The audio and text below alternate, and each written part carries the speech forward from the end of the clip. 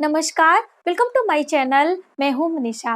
दोस्तों, सबसे पहले तो आप सभी का बहुत बहुत शुक्रिया, धन्यवाद कि आप सभी मेरे चैनल को इतना पसंद कर रहे हैं। जो हमारी वीडियोस है उसे आप सब बहुत ज़्यादा लाभ उठा रहे हैं और आप सभी को बहुत पसंद भी आ रही है, तो इसके लिए तहे दिल से आपका शुक्रिया। आप इसी तरह अपने सुझाव हमारे साथ शेयर किया करें। आपके सुझाव से हमें बहुत सारा ज्ञान भी प्राप्त होता है और आगे हम किस तरह की वीडियो आपके लिए लेकर आए ये भी हमें जानकारी प्राप्त होती है। तो आप अपने कमेंट हमें जरूर दिया करें।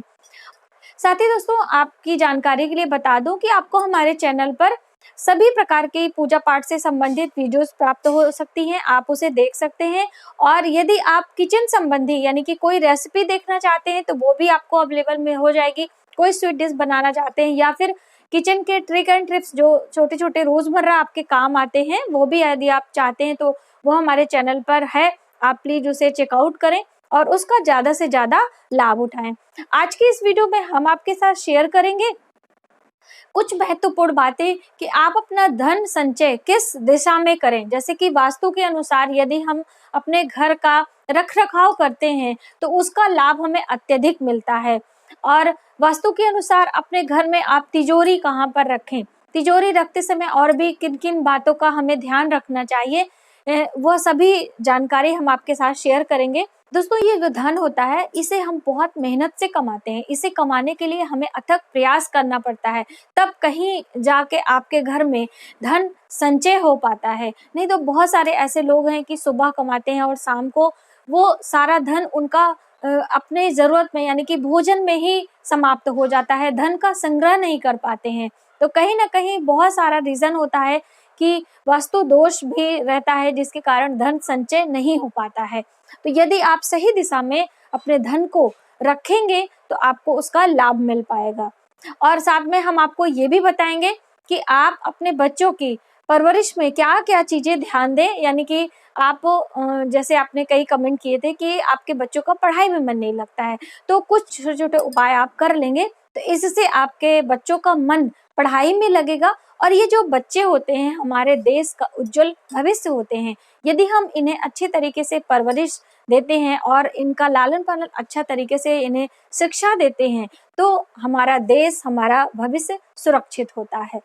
तो जरूर इस वीडियो पर आप एंड तक बने रहें और सभी चीजों को, सभी जानकारियों को ध्यान से समझें।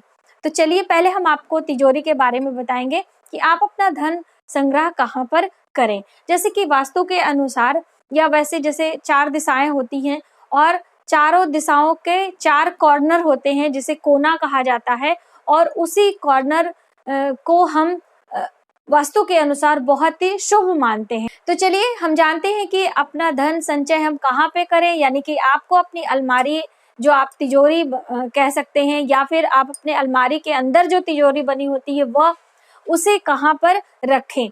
तो सबसे पहले आप जिस रूम में रख रहे हैं उसी हिसाब से आप दिशाओं का चयन करें। यदि मान लीजिए जैसे पूरे घर के हिसाब से आप लगाते हैं तो आपको बहुत ज्यादा कंफ्यूजन होती है, तो आप अपने रूम में जहाँ पे आपने अलमारी रखी हुई है उसी मतलब उसी कमरे के अकॉर्डिंग आपको दिशाओं का चयन करना है। तो आपको हमेशा अपने घर के दक्षिण और पश्चिम के कॉर्नर में ही अपना धन संचय करना चाहिए। दक्षिण पश्चिम का दिशा नैऋत्य कोण माना जाता है यदि हम वास्तु के अनुसार देखें। तो इसी नैऋत्य कोण में आपको अपना धन संचय करना चाहिए, यानी कि अपनी अलमारी वहां पे रखना चाहिए। लेकिन बहुत सारे लोग एक गलती करते हैं कि अलमारी रख तो देते हैं लेकिन दिशाओं का चयन करना भूल जाते हैं कि अलमारी हमारी खुलेगी किस दिशा में। जैसे आपको दक्षिण दीवार से टिका के अपनी अलमारी रखना है और जब आप अलमारी खोलेंगे यानी उसका दरवाजा जब खुलेगा तो उसका मुख होगा उत्तर की तरफ। जब हम दक्षिण की तरफ कोई सामान रखेंगे तो उसका दरवाजा खोलेंगे तो वो उत्तर की तरफ खुलेगा।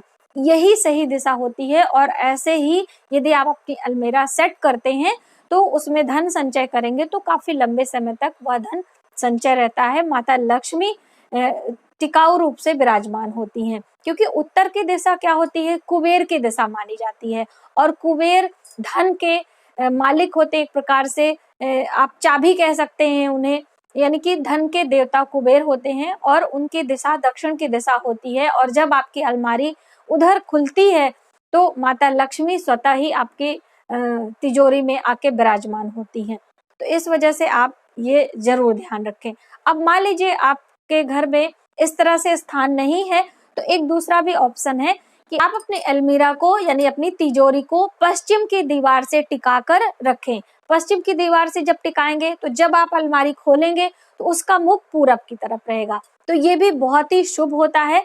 तो ऐसे में यदि आपके दक्षिण दीवार पर स्थान नहीं है, तब आप अपनी अलमीरा को पश्चिम की दीवार से टिका कर रखें। ये दो स्थान है, बहुत ही अच्छा होता है। आप इसी दिशा में अपनी अलमारी, तिजोरी या फिर आप किसी बॉक्स में, किसी गुल्लक में पैसा रखना चाहते हैं तो भी इस दिशाओं का ही चयन करें। ऐसा बहुत ही अच्छा माना जाता है और आपका धन धीरे धीरे बढ़ता ही जाता है, घटता नहीं है। अब मान लीजिए इन दोनों स्थानों के अलावा भी मान ले आपकी अलमीरा सेट हो चुकी है, जैसे बहुत सारे लोगों ने लकड़ी के वार्डरोब बनवाए होते हैं, उसके अंदर आपने तिजोरी बनवा के रखी है और वो बिल्कुल फिक्स होती है, इधर से उधर आप उसे हटा नहीं सकते हैं। तो ऐसी प्रॉब्लम यदि है और आपने कहीं गलती से उत्तर की दिशा में ऐसा कर लिया है, तो आप एक उसके साथ एक प्रयोग अवश्य करें जिससे आपका धन संचय हो सके। दोस्तों, उत्तर की दिशा में यदि आप अपनी अलमीरा रखते हैं तो वह जाहिर सी बात है कि वह दक्षिण की दिशा में उसका दरवाजा खुलेगा और ऐसा करना बिल्कुल भी शुभ नहीं होता है। अब मान लीजिए आपने ऐसी गलती करी दी है, तो ऐसे में आपको करना क्या है कि जो आपकी तिजोरी है, जहाँ पे आपने धन संचय किया है, सबसे पहले तो वहां पे आप एक हरे रंग का कपड़ा बिछाएं। जैसे कि अक्सर अलमारी में, तिजोरी में या फिर भगवान के पूजा मंदिर में कहा जाता है कि तिजोरी में लाल रंग के कपड़े बिछाना बहुत ही शुभ होता है। लाल और पीला रंग माता लक्ष्मी को बहुत ही प्रिय होता है, भगवान विष्णु को प्रिय होता है। तो वहां पे बिछा के उसके ऊपर अपने धन को रखते हैं तो वहां पे बढ़ोतरी होती है। तो यदि आपने अपनी अलमारी उत्तर दिशा में रखी है, उत्तर दिशा की दीवार से टिका के अपने अलमारी को सेट किया है, तब वहां की तिजोरी में आपको हरे रंग का एक कपड़ा बिछाना है।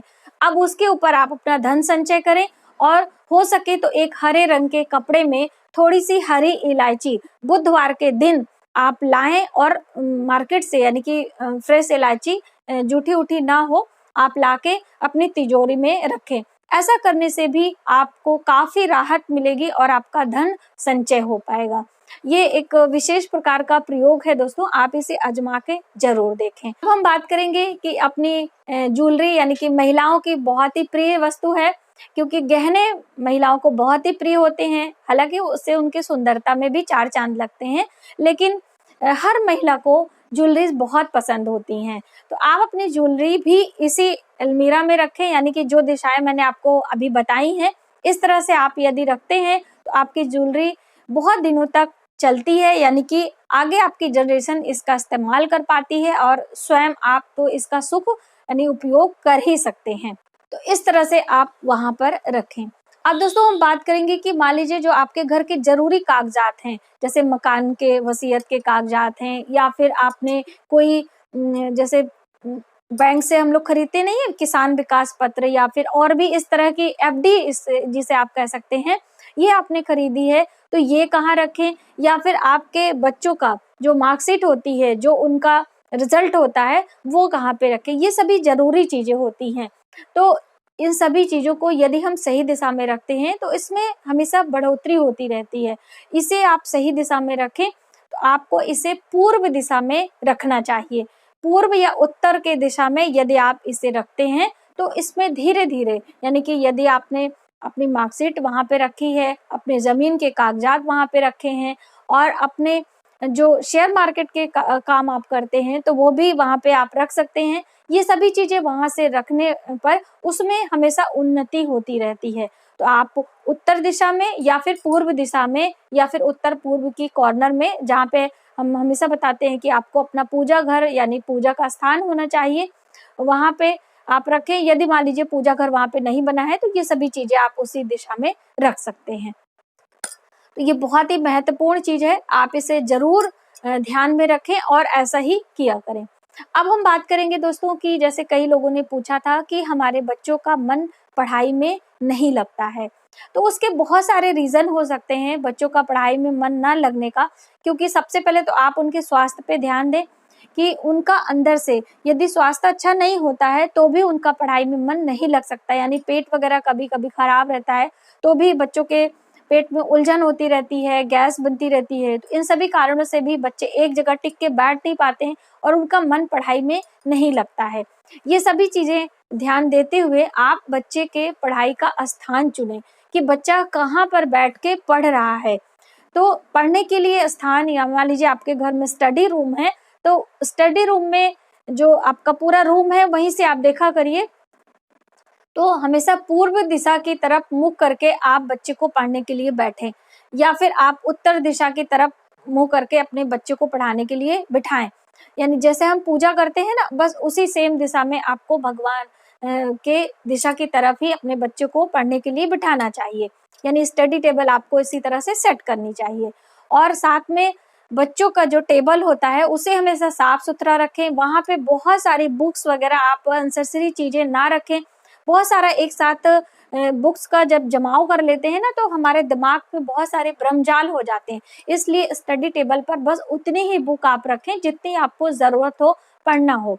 और साथ में जो आपकी पेंसिल वगैरह होती है, जिससे आप लिखाई करते हैं, पेन पेंसिल जो भी आप यूज करते हैं, उसे हमेशा राइट साइड में आपको रखना होता है। क्योंकि जब टेबल आप सेट करते हैं ना तो उस पे आप एक पेन का स्टैंड रख लेते हैं, कुछ और भी चीजें, तो बहुत सारी चीजों को ना रख के कुछ एक जरूरत की चीजें आप रखें।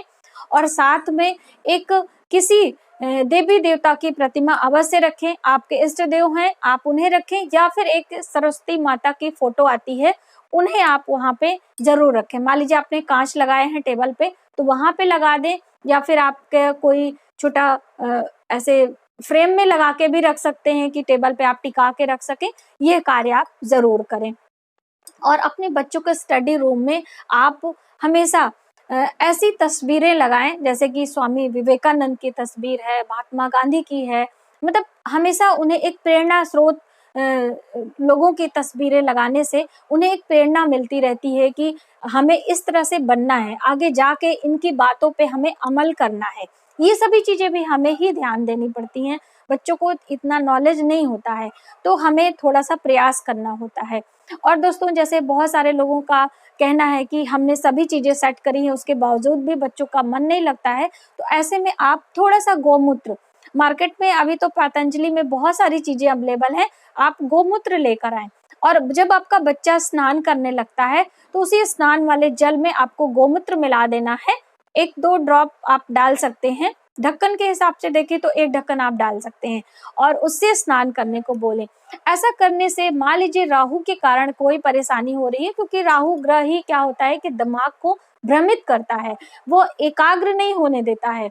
यानी आपका बच्चा ख्याली पुलाव बहुत पकाता है, यानी कि जब वो पढ़ने के लिए बैठता है तो हमेशा सोचने लगता है कि हमें क्या बनना है, डॉक्टर बनना है, इंजीनियर बनना है, हम बड़े होकर ये बनेंगे वो करें। तो बड़े होके हम जब बनेंगे तब बनेंगे, लेकिन पहले तो हमें पढ़ाई करनी है। जब हम पढ़ाई करेंगे तो ही आगे बढ़ पाएंगे। तो पढ़ने के लिए आपको समय देना होगा, आपको लर्न करना होगा सभी चीजें। तो इसलिए आप वो जो राहु का प्रभाव होगा, जो ख्याली पुलाव पकाते हैं बच्चे ना, तो वो नहीं करेंगे। तो आप गोमूत्र का इस्तेमाल जरूर किया करें। और हो सके तो यदि फ्रेश गोमूत्र मिल जाए, जो गाय हमारी होती हैं, वहां से यदि आपको मिल जाए तो वो आप अपने पूरे घर के कॉर्नर में छिड़क सकते हैं। इससे आपके घर की शुद्धि होती है। तो आप 1 वर्ष में 6 महीने में जब भी आपको अवसर मिले तो गोमूत्र लाके आप अपने घर के चारों कोनों में, घर के यानी हर रूम के चारों कॉर्नर में आपको थोड़ा थोड़ा गोमूत्र छिड़काव करना है। संध्या के समय आपको कपूर और गुग्गल की धूनी देनी है। तो इससे सबसे क्या होता है कि जो नकारात्मक ऊर्जाएं होती हैं वो घर से दूर भागती हैं, सकारात्मक ऊर्जा का वास होता है। तो ऑटोमेटिकली जो घर में इंसान होते हैं, जो घर के मेंबर होते हैं, वो शांत रहते हैं, अपने कार्यों में कार्यरत रहते हैं, उनका मन लगता है। तो ये सभी चीजें हमें समय समय पर करती रहनी चाहिए। और तीसरा प्रयोग है दोस्तों, जो आपका बच्चे का टेबल है, वहां पे आप उसको खाने के लिए नहीं दें। जैसे बहुत सारे लोग होते हैं ना बच्चे कि खाते रहते हैं और उसमें पढ़ाई में देख रहे हैं, क्या कुछ कर रहे हैं, ऐसा नहीं करना चाहिए। खाने का समय आपको निर्धारित करना चाहिए। आप अलग मतलब एक टाइम टेबल सेट कर लें कि इतने समय आपको खाना खाना है, इतने समय आपको टीवी देखनी है, इतने समय आपको पढ़ाई करना है। तो वो बच्चों के दिमाग में सेट रहता है कि अभी मेरा पढ़ाई का समय है। और जब पढ़ाई समाप्त हो जाता है तो वो बहुत ही उत्साह के साथ में खेलने के लिए जाता है, अपना वर्क करते हैं, यानी अलग अलग चीजों के लिए आप उसका बिल्कुल टाइम टेबल सेट कर दें।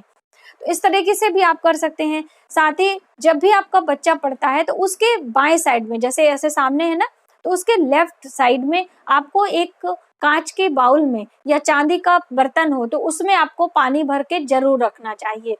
ऐसा करने से उसका मन मस्तिष्क बिल्कुल शांत रहता है, यानी कि वो बिल्कुल फोकस कर पाता है अपनी पढ़ाई पे। ये भी बहुत अच्छा प्रयोग है, तो आप इसे करके जरूर देखें। दोस्तों, जो पानी होता है, जल होता है, वह चंद्रमा का कारक होता है, और जब चांदी के बर्तन में आप रख देते हैं, चांदी भी चंद्रमा का कारक होता है, और चंद्रमा क्या है, मन को जोड़ के रखती है। तो इसलिए ये यदि आप करते हैं तो आपके बच्चे का मन एकाग्र होता है, यानी कि उसके अंदर बहुत सारी फिजूल बातें नहीं आती हैं और वो अपने पढ़ाई पर फोकस कर पाता है। और वो जो पानी है, जब वो स्टडी कर ले तो उसे आप चेंज कर दें, यानी हर दूसरे दिन, यानी हर दिन आपको पानी उसे बदलते रहना। जब पढ़ाई के लिए बैठे तो पहले उसके पास पानी ला के रख दें, और जब पढ़ाई कर ले तो वह पानी आप किसी गमले वगैरह में डाल दें। ऐसे वेस्ट ना करें, पानी का अपव्यय नहीं करना चाहिए, इससे भी धन हानि होती है। तो इस तरह से बहुत सारी छोटी छोटी बातें हैं जो हमें ध्यान देनी पड़ती है। हम बड़ों को, हम बच्चों को दोष देते रहते हैं, लेकिन दोस्तों कहा गया है ना कि यदि आपको राम जैसी संतान यदि पानी है तो आपको पहले कौशल्या और दशरथ बनना पड़ेगा। आपके अंदर भी कुछ ऐसी चीजें लानी पड़ेगी, कुछ ऐसी चीजें करनी पड़ेगी जिससे आप अपने बच्चों के लिए प्रेरणा स्रोत बन सकें। तो बच्चे आपको देखकर आगे बढ़ने की कोशिश करते हैं। तो आज की वीडियो में बस इतना ही। यदि हमारी वीडियो आपको थोड़ी सी भी हेल्पफुल लगे तो प्लीज हमारी वीडियो को लाइक करें, शेयर करें, ज्यादा से ज्यादा लोगों में सब्सक्राइब जरूर करें न्यू वीडियोस के लिए। Thank you.